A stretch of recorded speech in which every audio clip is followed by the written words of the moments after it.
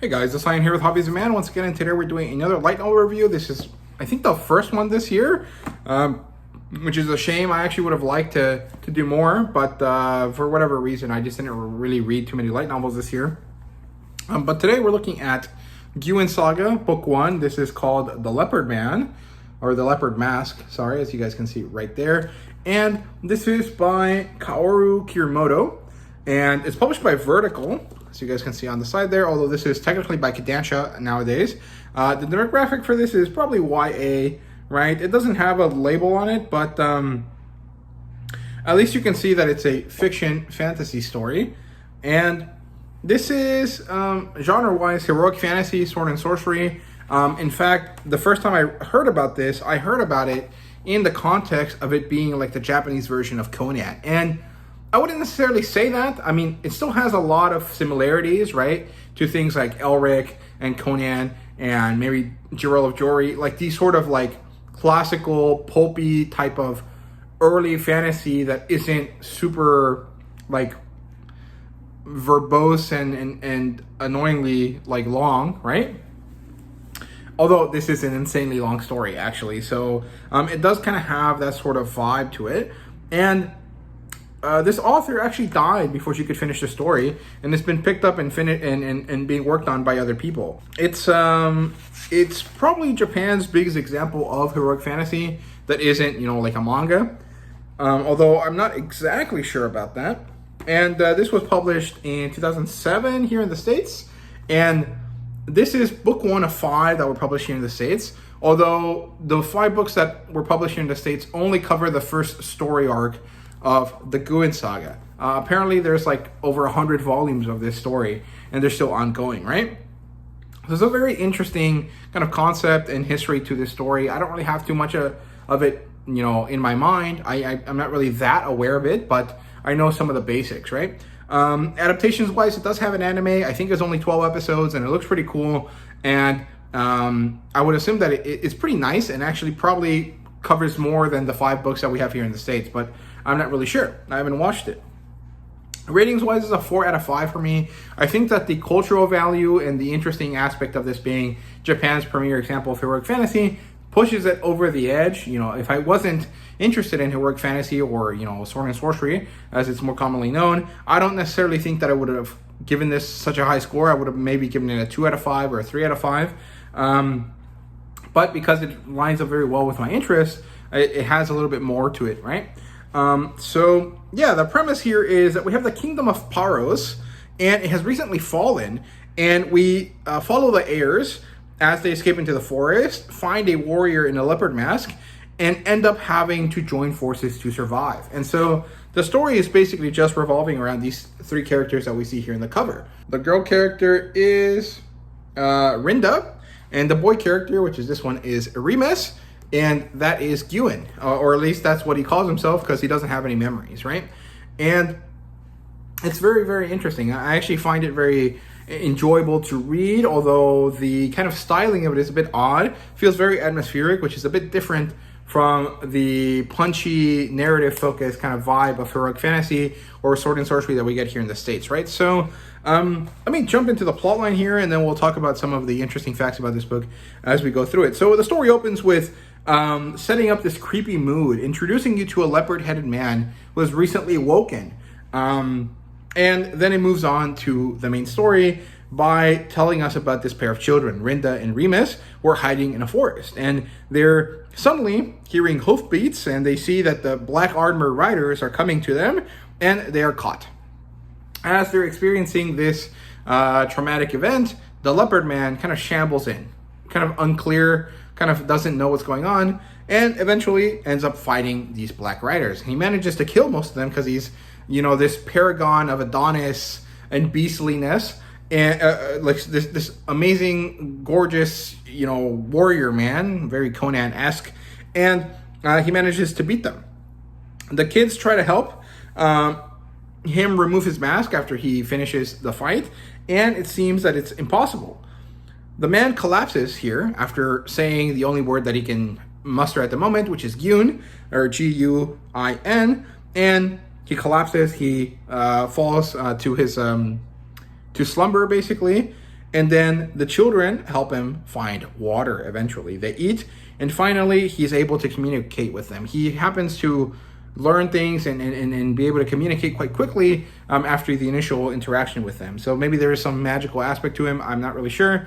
And it turns that Guin and the kids decide to team up. He has no memories, and the kids need help. So they might as well join forces because he has the brawn, and they have the brains in this case. And so now they have to fight against the incoming darkness. As the forest falls to darkness, as night comes, the creatures in the forest awake, and all of these creatures are nasty, evil, magical beings, and they need to do their best to fight them off, right? To light fires and to have the strength necessary to destroy these things if they get too courageous and enter into their domain, even with the fire, right?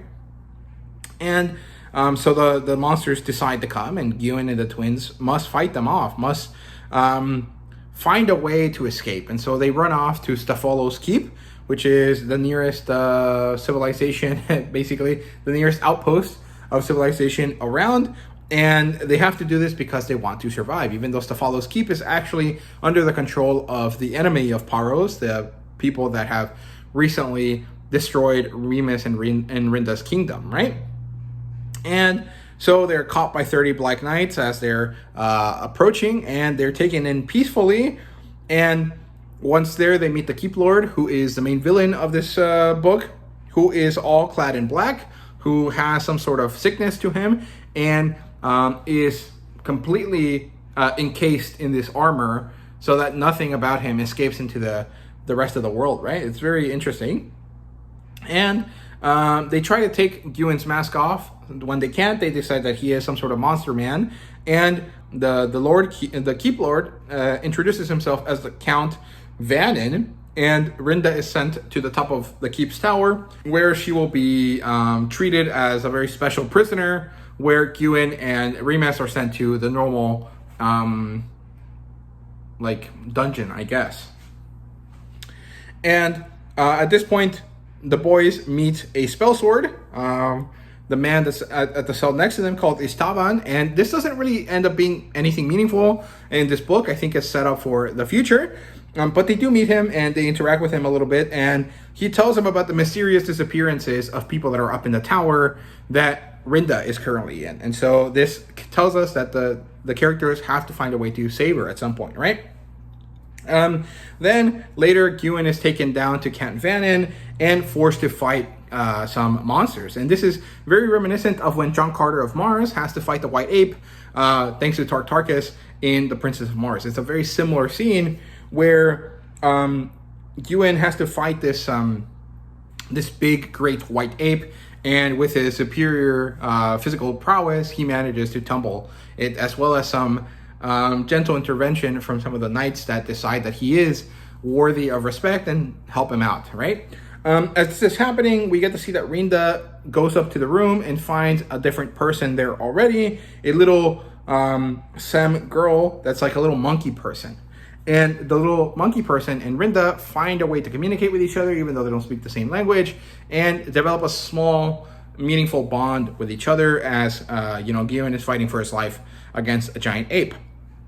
Eventually, Guin kills the ape and is forced to go back up to the dungeon, where he is suddenly kind of stopped because the Sem, who are these little monkey people, have decided to fight against the Stafolo's Keep and are basically overrunning it. And so everything breaks loose, hell breaks loose, and now Guin has to go find Remus, has to find a sword, and has to start battling both the Black Riders, the people of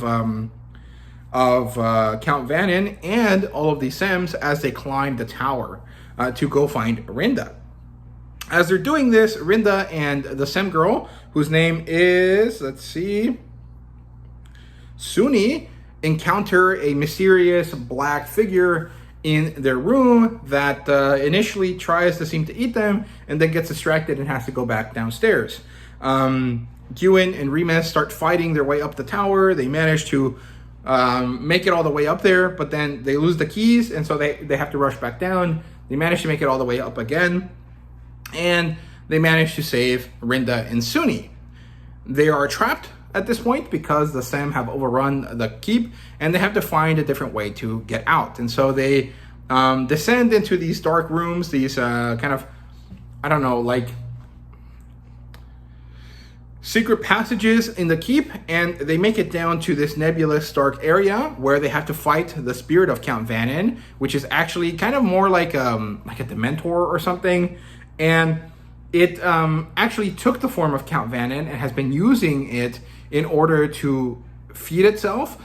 And it's actually not the man anymore. The man has died and become a spirit, and he is trying to help Remus and Rinda and Sunni and Remus fight this creature so that he can finally rest at peace.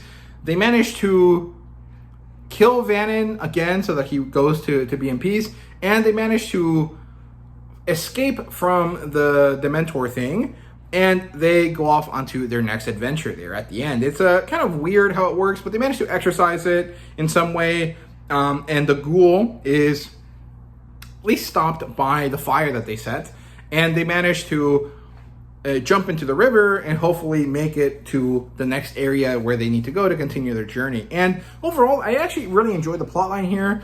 There was some bits where it was kind of slow, and a lot of it was spent kind of trying to get us to understand the way of the world, the way that things work. And so it almost does feel like a normal epic fantasy novel. And I think that might be due to the way that it's translated. I feel like it's not really punchy and quick and fast like you would imagine most sword and sorcery stories to be, but it's not so dragged down as a normal epic fantasy, right? Like, if you read like The Wheel of Time, that is way more slow feeling than this, right? At the same time, this has more of an epic fantasy lean to it initially than a heroic fantasy kind of a story. Although when the fight starts, it does feel very Conan-esque, very John Carter of Mars, right? Like, it has that vibe of classic American pulp stories, and it's really interesting. It's an odd combination, but it works. So the plotline is, broadly speaking, quite good. Characters-wise, we get Remus and Rinda. They're twins. They're called the Pearls of Paros. Remus is shy. Rinda is bold. And Remus is to be king, while Rinda is his advisor. She's supposed to be a seer character. She has special magical blood in her for whatever reason. Guin is technically the main character, although most of the story is told from Remus and Rinda's perspective. He is this Adonis-shaped man with the head of a leopard, and it's unclear if this head is actually his own or if it's a mask, because sometimes it's a mask and sometimes it is just his head. So it's unclear, but you know, it's interesting either way. I guess there is some sort of magical reason for this. He doesn't have any memories. The only thing he remembers is this woman, or this name called Aura, who I think is supposed to be a woman from Guin's memories, but anytime that the word has been spoken, the Sems have reacted negatively to it. They are afraid of it. And they seem to think that Guin is some sort of god character because they call out the name of their god when they see him. And we have Sunni, who is the Sem girl. We have Oro of Thoris, who is a fun character, although he dies in this book. And then we have Count Vannin, who is the main bad guy. Initially, right? In terms of world building, we have a European-style medieval world. It's a secondary world. We have a lot of polytheism. So the main god is Janos. Yarn is the main god of fate. We have Dol, who is the god of demons, basically the evil version of God. We have Nosferatu and Alfedo. And Alfedo is the name that the Sams call Guin. And we have a lot of magic creatures, but very little magic usage, except for the occasional precognition from Rinda. And we know that a bunch of countries are at war. We don't really know why. It's not really all that important, because we'll learn of that as Guin goes through the journey, right? And in terms of artwork and fan service, there is no fan service, unless, like, I guess, like, if you like hot naked dudes, there is fan service. But from my perspective, that's not fan service. That's just kind of power fantasy elements, right? The artwork that is available here is awesome. It's very scratchy, but it has a very fitting vibe to the story. Let me see if I can find some images to show you. And when we look at the art here, this is where I see some of the most interesting aspects to really tell you guys about. So apparently there has been some records that show that when Berserk was being created, when Kentaro Miura was working on creating Berserk, he was inspired by the artwork and the storytelling in this story. So here's what Guin looks like as he approaches Remus and Rinda for the first time. Here is his interaction with them, his battle, and if you can see right there, there's a Black Knight in the back that looks remarkably similar to the armor that we see from characters in Berserk, right? Let's see if I can find another one. I don't know if that story is true, you know, it might be a bit apocryphal, but it does sound correct to me, just based on what I know a little bit, you know, the little I know about Berserk and the story, but I could be wrong. There's Guin fighting the giant ape. That's very similar, very reminiscent of John Carter of Mars fighting the white ape on Barsoom the first time. This creature looks like Mumra, but it's technically Count Vannin. And here is the creature again, as its guise as Count Vannin. And that little girl there is supposed to be Sem, or sorry, the Sunni girl. Sorry, it's the Sem girl whose name is Sunni. And yeah, overall, the artwork is phenomenal. I really, really like it. I think it's a very nice style. So ratings-wise, it's a 4 out of 5. Like I said, if I wasn't interested in Sword and Sorcery, this would be probably a 2 or 3 out of 5. Mostly because the first 2/3 of the story are very slow going. They're interesting, but the pacing is very slow. It almost feels like it's crawling along. And on one hand, that's not bad because it gives you a lot of time to build up the atmosphere. You know, this creepy, concerning, slow, like, ill, we're gonna die kind of a vibe. But the pacing isn't great, even though the atmospheric elements, the setting building, the vibe of the story is phenomenal. It's just the pacing in the first half or so is pretty bad, but eventually it does pick up and it gets pretty good after that. So I will definitely read more of this. There's only 4 other books that I can access in English. Otherwise, from there, I'll have to find a different way to read it if I want to continue. Probably some fan translations online, but who knows if those are even available. I'm not really sure. Overall, this was a great book. If you're a fan of Conan or Berserk, you might want to read this.